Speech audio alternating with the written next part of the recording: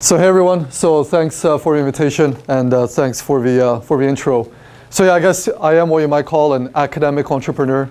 My formal training was actually in economics, just by way of background. So I did my undergrad in econ at MIT, then my PhD in econ at University of Chicago. Then I was an econ professor for a number of years, and then I became an accounting professor. And during my kind of academic career, I worked a lot with US government agencies. And I'm sure a lot, if not most of you, have used at some point some kind of government data set that's out there, right? Like from Census or Department of Labor or some website somewhere. And some of these data sets are kind of easy to use right off the bat. And some of them are kind of complicated to use and really not very usable from a business standpoint. And I kind of realized that about 10 years ago now, and then saw an opportunity when working with these agencies that, hey, I've developed a whole bunch of methods, which today would be called algorithms, but they were kind of statistical matching and modeling methods.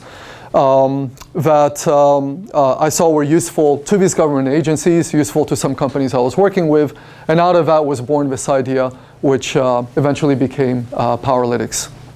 And so I'm a little unusual, I guess, from the typical founder in that I do have this kind of quasi-academic, quasi-entrepreneurial role, and found a way to merge the two in ways that are interesting. So I thought what would be interesting for you, or Greg and I thought what would be interesting for you, was to kind of show the kind of data that we work with and show you some of the big use cases. All right. So you heard earlier about technologies. So I'll tell you kind of how we see a lot of business and household data being used in the marketplace. And in our particular situation, at Powerlytics, it's a heavy focus on financial services. So a lot of what I'll be speaking to is a little more relevant towards that. But at heart, what does Powerlytics have? So we've built up a database of the tax returns of all businesses and households in the US. But it's anonymized, all right? So it is tax season now. Hopefully you all already filed, right? Or most of you. We cannot pull up the tax return of a particular individual, a particular business, but what we do is the data is aggregated. And so it can be sliced and diced along a number of filters and metrics that I'll be talking about. And so it's got complete coverage. So we cover all businesses and we cover all households. And there's about 27 million companies in the US. Let me ask you a quick question. Do any of you know how many active publicly traded companies there are in the US? Anyone? Yeah? I would assume 2,000. 2,000? Yeah. Okay, well that's a pretty low estimate. Alex? Yes, 15,000. 15,000? Okay. Qatar? 20,000. 20,000. Okay. All right. So turns out there's around 5,000. All right. So, so as we're close. So it's around 5,000 active publicly traded companies in the US. That's it. It's not that many when you think about it. All right. Yeah, there are 27 million companies in the US. So the vast majority of these companies are private, and basically, on average, we know nothing about them. All right, there's very little information tracking their financial performance or really anything that's going on about them. Because of that problem, a bunch of companies have been born, like Powerlytics, others like Dun & Bradstreet, S&P Capital IQ, Thomson Reuters, Bloomberg, the list goes on. And what we do is we help provide insights into those. Greg. So just let me step back a little bit. The earlier speaker was talking about, everybody parties on the data, and that makes sense in a corporate context, but here this is government data. And so to what extent has the government and how long has the government been making its data available for public consumption? What sorts of data does the government, where does it draw the line with respect to its making the data public, and what protections are there for the the aggregation level? Because there are a lot of people that say that if you give me aggregated data, I can slice it in certain ways to answer very narrow specific questions. Absolutely. So we'd all like our tax returns to remain confidential, right? Yeah, we don't want the world knowing about the specifics of how we're doing or how our family's doing. Yeah, absolutely. And so yeah, confidentiality is very important indeed to the government and to companies like us that work with them. So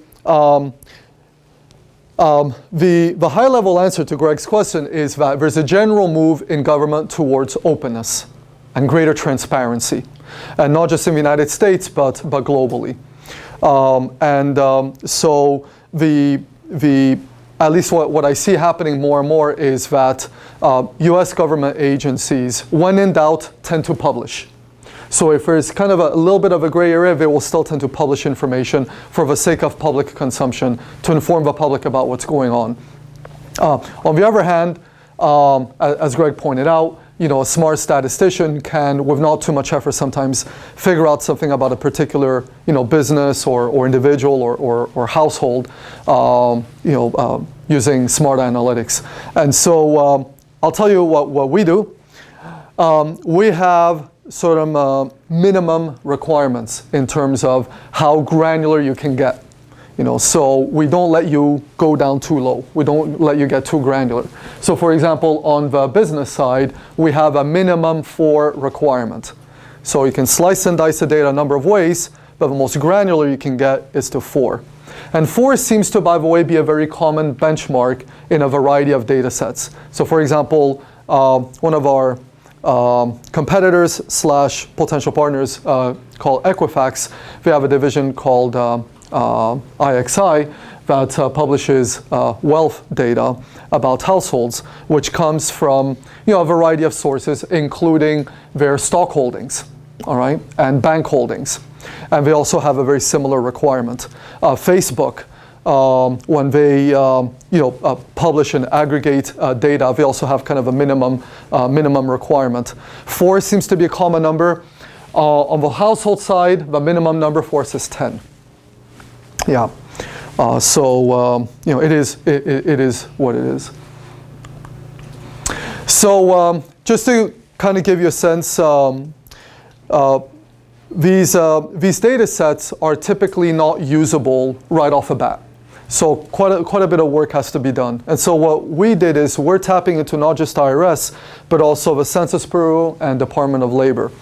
And why do we do that? Well, everyone thinks, well, if you want to know about the financial performance of companies, you should just need to look at their tax returns, right? Well, not really. Because in typical government fashion, the left hand doesn't know what the right hand is doing, and things are very specialized, all right? So for example, the Census Bureau keeps track of where you live, your age, your education, kind of demographics, right? Demographics of people. They do the same for businesses, which we call firmographics. So Census keeps track of where businesses are located, what industry they operate in, employment and payroll, basic things like that. And Department of Labor keeps track of employment and payroll. And so we merge all that to be able to produce these these data sets that I've been referring to. On the household side, it all pretty much does come just from the IRS, just from the tax returns of a household.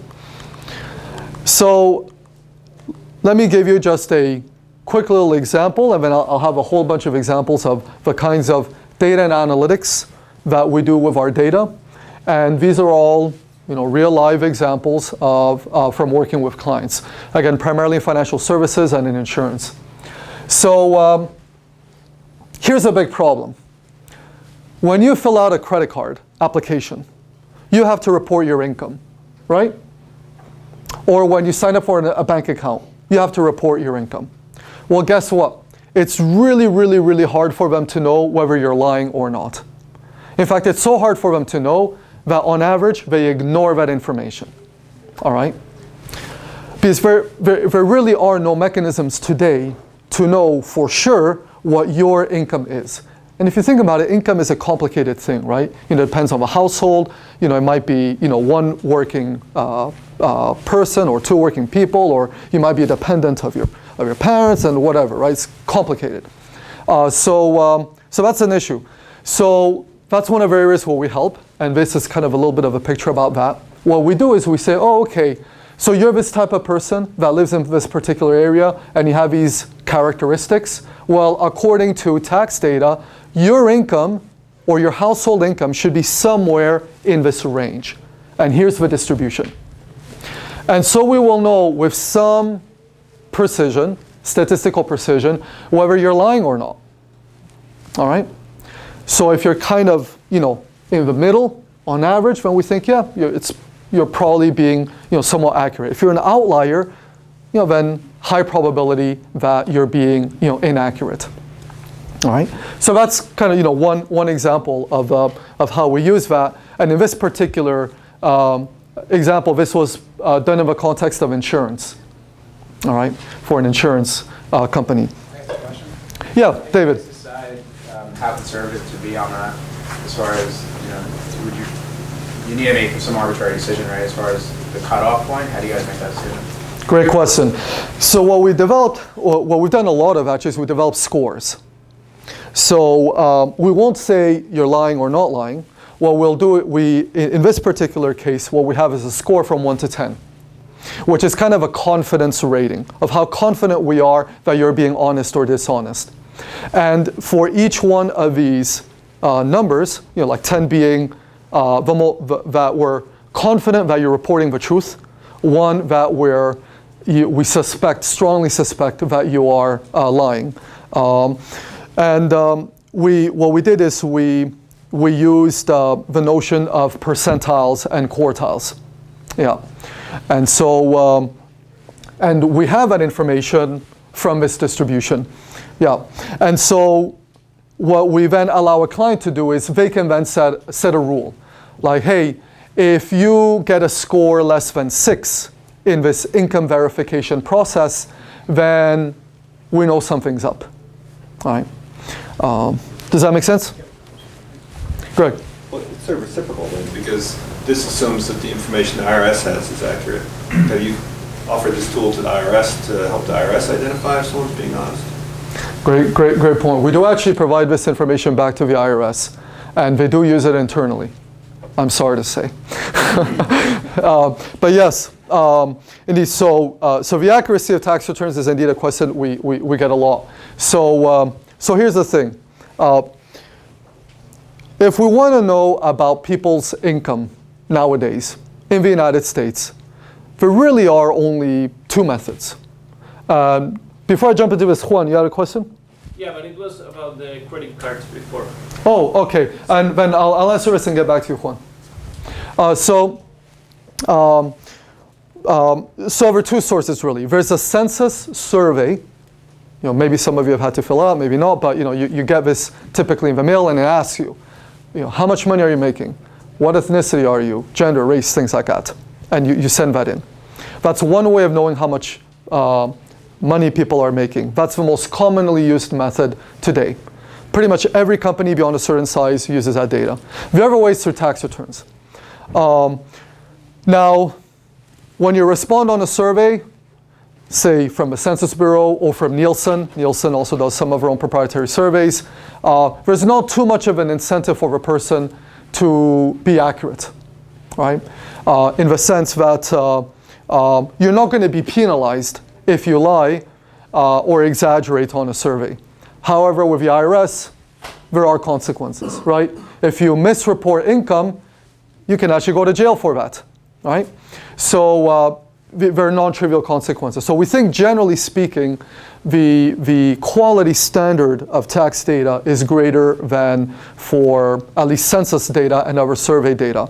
And by the way, the IRS did perform a study comparing IRS data with census data to see, do people exaggerate, and if so, how much? And here's the number. On average, across the US, in a census survey, people overstate their income 35%. All right? And I don't know about you, but my instinct is, yeah, most people exaggerate, and they exaggerate upwards, right? Or they round it up, right? Yeah. Good. So Juan, you had a credit card related question? So I was thinking about the practical application of the confidence indicator that you said, because it will be like 1 or 2 or whatever low number for a person who underestimated, or for the rich kid on the block, which is the one that the credit card company might want to have. How do they, like, what do they do next? Do they ask for proof? Like, because if I say that I earn like 500K in a neighborhood that it's 100K, it's going to be like a red flag. So what's the next step there? Great question. So, so someone misrepresenting their income is not necessarily a bad thing, first of all. So we're not making a statement that because they're likely to be misrepresenting their income or happen to be an outlier, that's a good thing or a bad thing. We're just kind of informing, the bank or the credit card company that, hey, this person's an outlier, either intentionally or because they're lying. Now, how they use that information, whether that means it's a red flag of some sort, that's kind of up to them to decide. But I will say this, that you're familiar with credit scores, right? I'm sure you've all used them in some form or another, right? Where you had to report or give someone authority to look up your credit score. Have any of you ever looked at the information that's in there? All right. Well, a lot of problems with that, right? I'm sure. I guarantee if you go home and look at what feeds into your credit score, you would be deeply dissatisfied. All right. And you would uncover a lot of inconsistencies and problems. All right. Not over 90% sure of that. All right. The reality is scores are imperfect, and they are probabilistic guesses. Yeah. Yeah. Kadar? Yes. So you said income. So what number? Adjusted gross income or? Great question. Yeah. Even the notion of income is a little ambiguous, right? Yeah. What is income exactly? How do we game the system? Is basically. Okay. All right. Well, we can talk later. All right. Off the record. Yeah. So with IRS, if those of you, especially if you haven't lived in the U.S. for very long, we have this notion with tax returns called adjusted gross income, or AGI, which is basically what it does is it looks at how much money you have flowing in, and then it eliminates some deductions, having to do with the composition of your household, medical expenses, and things like that. So the way we traditionally, what we did is we actually came up with our own measure of household income. Yeah. And our measure of household income, what we do is we look at all the sources of income that flow into the household. So that includes salaries and wages, for example, like if you have a full-time job. That includes investment income. That includes capital gains. That includes business income, if you own a business. Some households have a lot of this stuff going on, right? Yeah, and so we add all that up. Yeah, so AGI, adjusted gross income, will tend to be lower than our measure of household income. Yeah. Cool. So here are some way too many examples of how this kind of data has been used. But I thought one that might be interesting to some of you, because at least according to the numbers, a number of you will end up in consulting, all right, and in advisory. Well, a lot of advisory work involves M&A, all right? Either on the buy side or on the sell side, or on the advisory side, or somewhere in that loop, all right? So there's an awful lot of work that's generated every year just from M&A activity. Well, one way we help with M&A activity is basically with comps, comparables, all right? So when company A wants to buy out company B, it has to have some way of figuring out whether company B is doing well, doing badly, high value, low value, high growth, low growth, and so on. All right? That's kind of obvious. One problem is that you're going to have company B's financial information. You will get it. That's great. But you'll be looking at it in isolation, right? So you'll have full details of what's going on with that company, but that's generally pretty much it. So how are you going to know whether they are doing well or badly compared to the industry? How would you know whether they are just riding a wave or maybe part of a sinking ship? How would you know that? The only way you would really know that is if you know what else is going on in that industry, in that particular market sector, right? The way this kind of work has traditionally been done is to look at public companies, all right? So you look at, oh, how's Google doing? Oh, how's Facebook doing? How's Oracle doing, et cetera, et cetera. And we call those public comps or public company comps for comparables. The problem is there's only 5,000 public companies, and guess what? Most companies are never going to get that big or successful. They're the outliers, right? Those 5,000 public companies are the absolute outliers upon outliers upon outliers. They're the best of the best of the best, right? They got that far. I mean, and so on.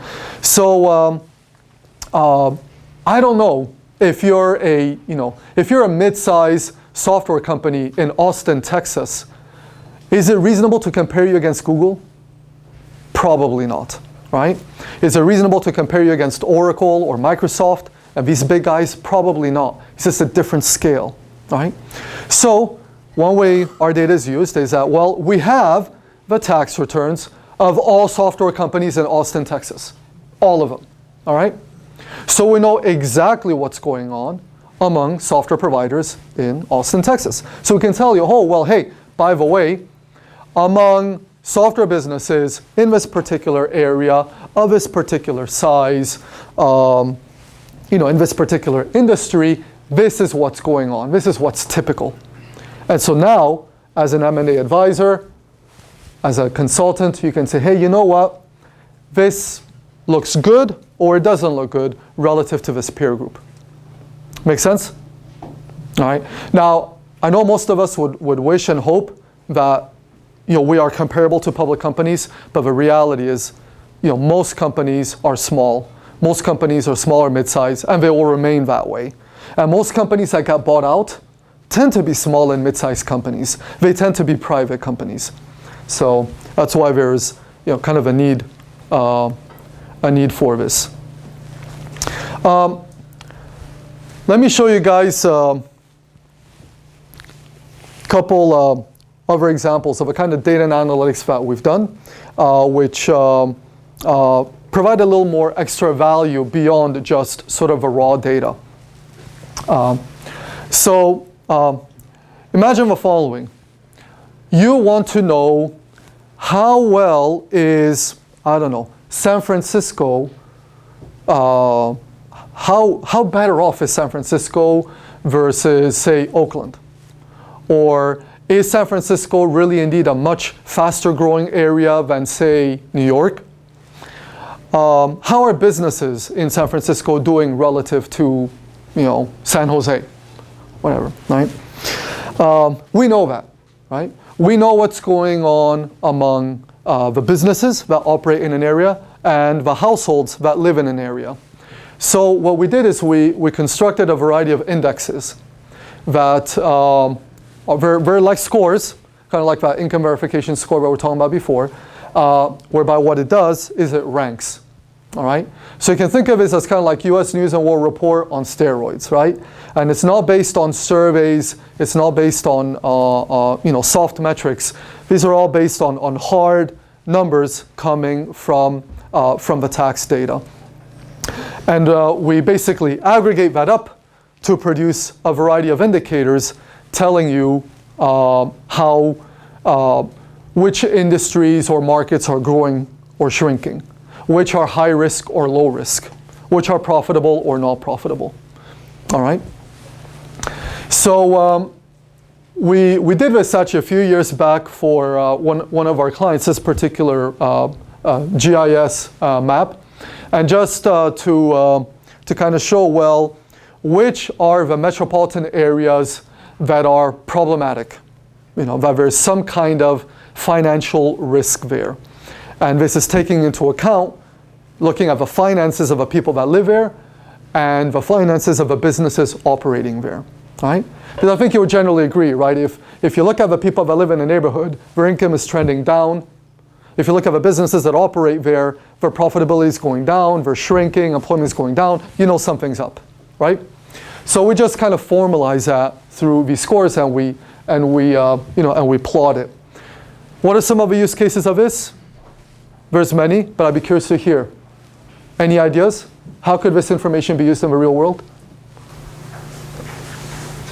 Yeah, Anik? Would a retailer or a high-end retailer open up a store somewhere in these areas? Yeah, very good. Yeah, that's a prime example, exactly. Yeah, so site selection, yeah, or site avoidance, right? Yeah, knowing where's a good area, where's a bad area. How do you know where the rich people are?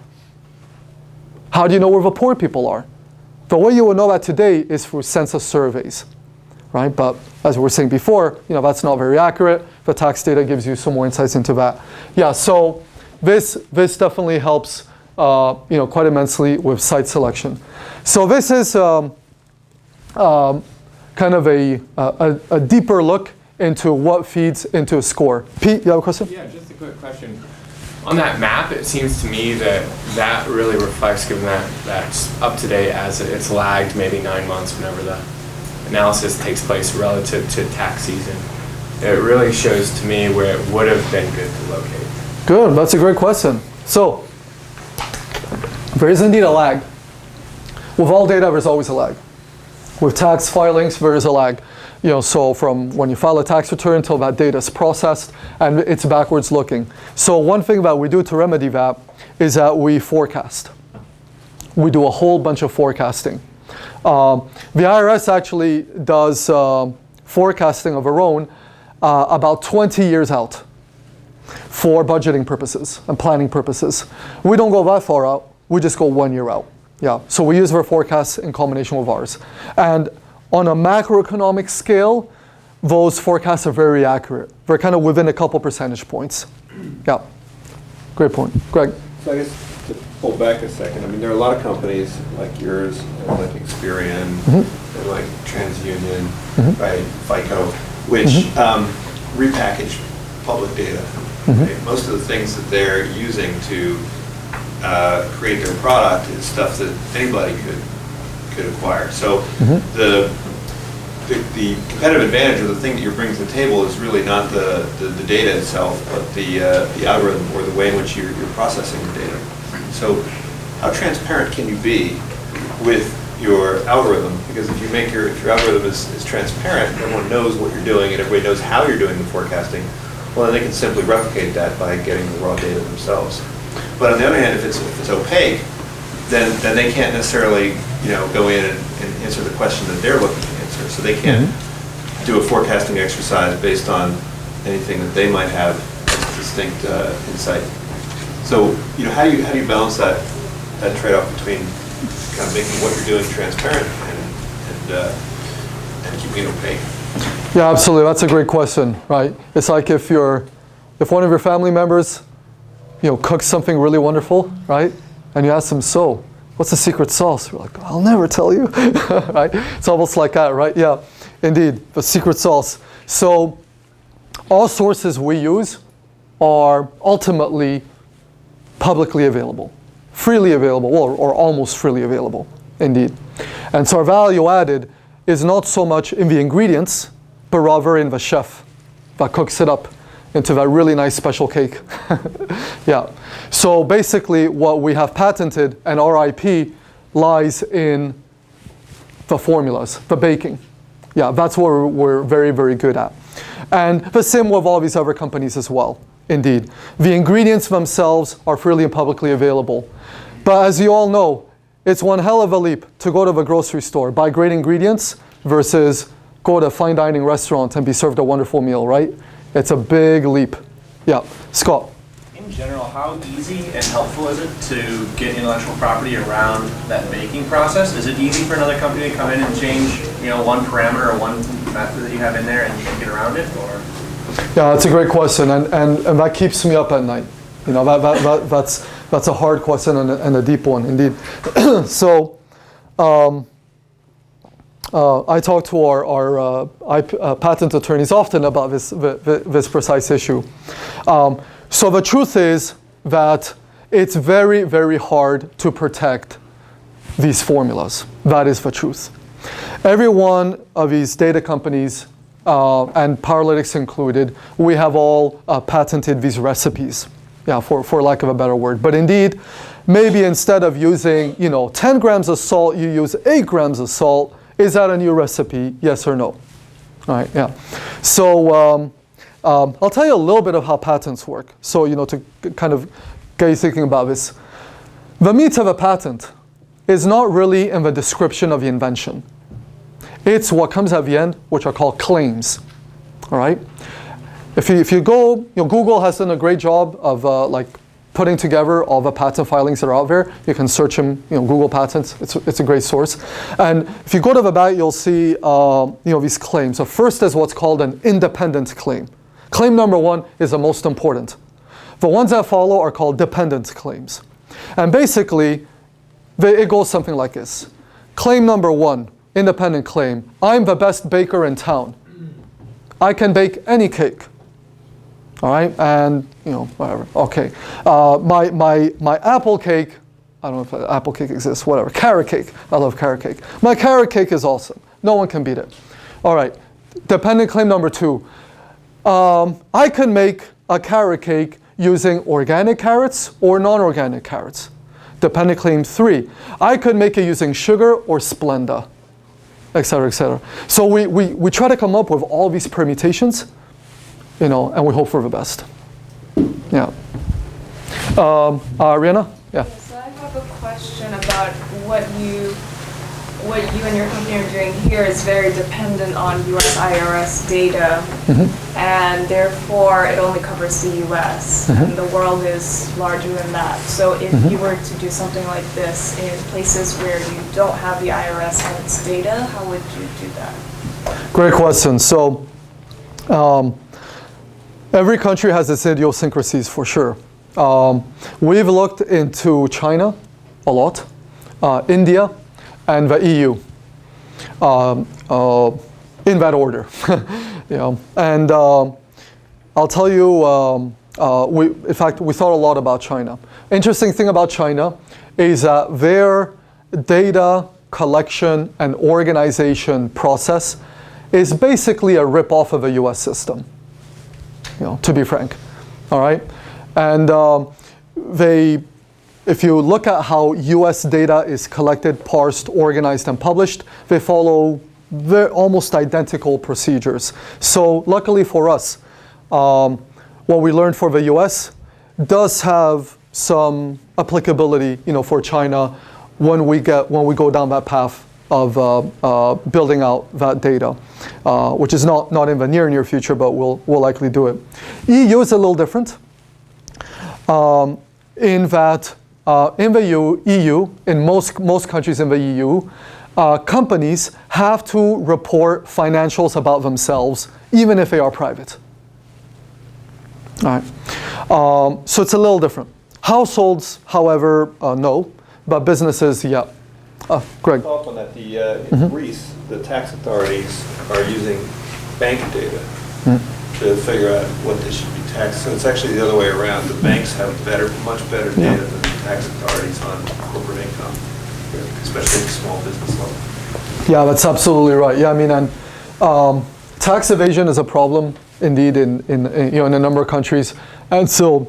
Yeah, the tax data is not necessarily representative of the truth. Yeah, and Greece is a great example.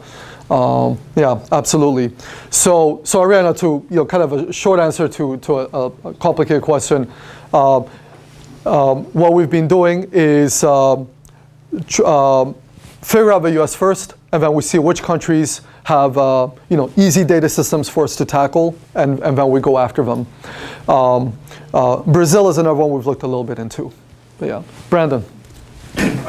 Under application, you have credit and insurance. I'm sure it's somehow related. If you live in a bad neighborhood, your prices are going to be a little bit harsher. From a personal perspective, so I just always try to get the smallest house in the best neighborhood. Is that the way that works, or? Oh, so you want some personal advice? No, I know exactly what you mean. Yeah, which kind of speaks to a little bit of I think Juan's point earlier about these kind of outlier outlier cases. So the truth is that being an outlier in an area, you will be penalized for it. That's the truth. All right? I can think of a whole number of ways in which that happens on the credit side and on the insurance side. The assumption, generally speaking, is that if you live in a particular neighborhood, you take on the behavior that's typical of that neighborhood. That is a general assumption that most data vendors and financial service providers make. Just so you know. Now, there are restrictions revolving around what can and cannot be taken into account when setting insurance premia or bank rates and so on. For example, piece of discrimination and a whole variety of other factors. However, what we call population characteristics of that group that you belong to, however we define that group, I can tell you is taken into account. Yeah. So if you want kind of my best advice for getting the best possible rates or terms, be normal for whatever group or demographic slice you are in. Only in that particular case would the pricing and so on that you are offered be reflective of who you really are. Yeah, if that makes sense. Mm-hmm. So just kind of give you guys a quick sense of scoring. A lot of what data companies like Powerlytics do is develop scores. So of the type that we already talked about two of them, right? So the income verification score and what we call this financial health or regional health index. And this will give you a sense of a kind of thought process that we go through. Now, Chris, before, in the previous speaker, you asked a question about how can MBAs that are not data scientists work with data scientists, right, or with data teams. Well, here's an example. All right, this was designed by non-data scientists, but data scientists implemented it.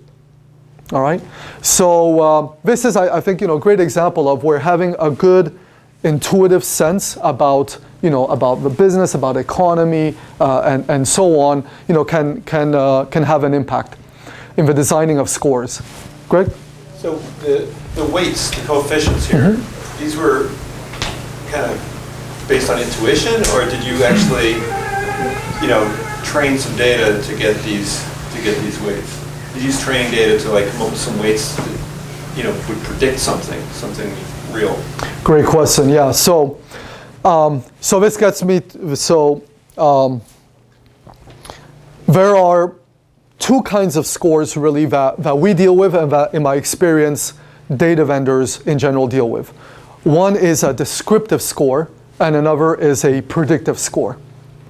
A descriptive score would just be one like, what's the best university at which to get your MBA? Right? That's a descriptive score. A predictive score would be like, if you do such and such, you are likely to have such an event, or likely to get such a job, or likely to be paid so much, or something like that. This is a descriptive score. We did not design it from the beginning to predict a particular event. However, since we first designed this, we did come up with variants that are predictive. And one variant that we came up with, which was proven to be predictive, was business default. So we have a version of this, which is heavily weighted towards liquidity ratios, so like financial liquidity ratios, heavily weighted towards that, and we have found it to be predictive of a company defaulting. So basically what that means is that, say you're a business, I'm a bank, I'm considering making a loan to you. I look at what industry you're in, where you're located, roughly how many employees you have, and just based on those three criteria, I can plug that into the model and come up with an assessment about the likelihood that you will go out of business. It's nothing personal, it's just the population characteristics of what we were talking about earlier, right? You're part of that population. And you know what? On average, people behave on average, right? Businesses behave on average, right? That's statistics, right? So businesses that are of a certain type do tend to behave kind of similar fashion. Yeah, so we have found that to be effective. So where did these percentages come out of? Chris did them? No? So yeah, they were pure intuition. Pure kind of econ finance intuition. Yeah. Very, and purely descriptive, not predictive. We are working on a number of other predictive variants.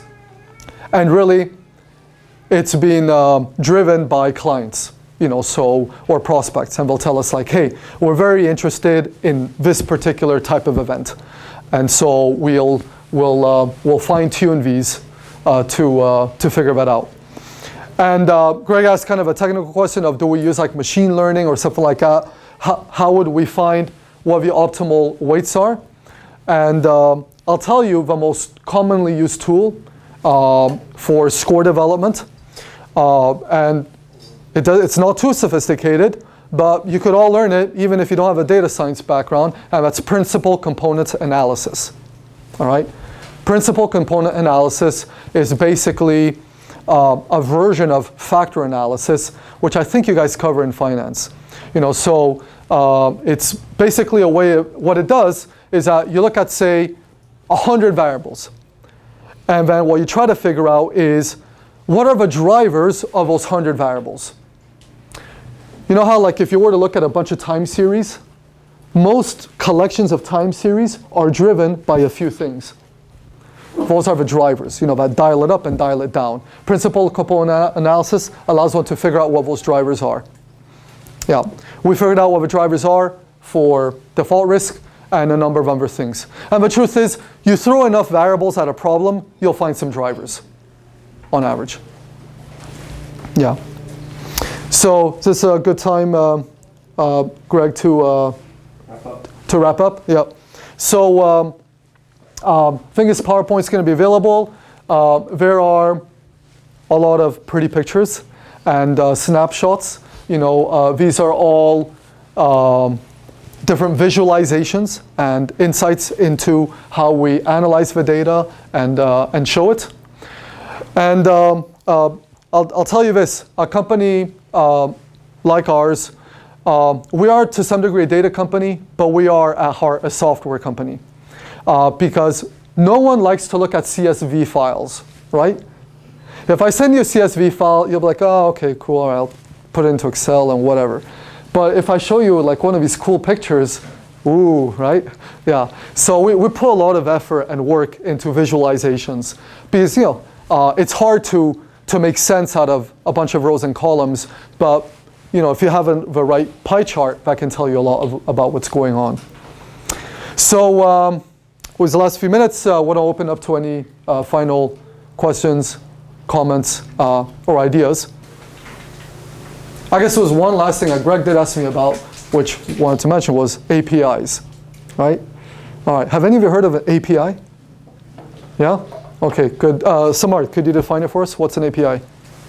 I mean, if you have a certain tool or a sort of software, others can plug into to draw information or certain aspects of that API. Indeed, yeah. So an API is basically an input-output process, all right? So if I have an API and you're a client, you send me some variables, some fields, I read those, and then I return you back something. So for example, you might send me a zip code, and then I return to you the average income of people living in that zip code. And APIs are the way the world communicates today in the data world. That's how over 90% of data moves around the economy via APIs. APIs went through a radical technological shift recently.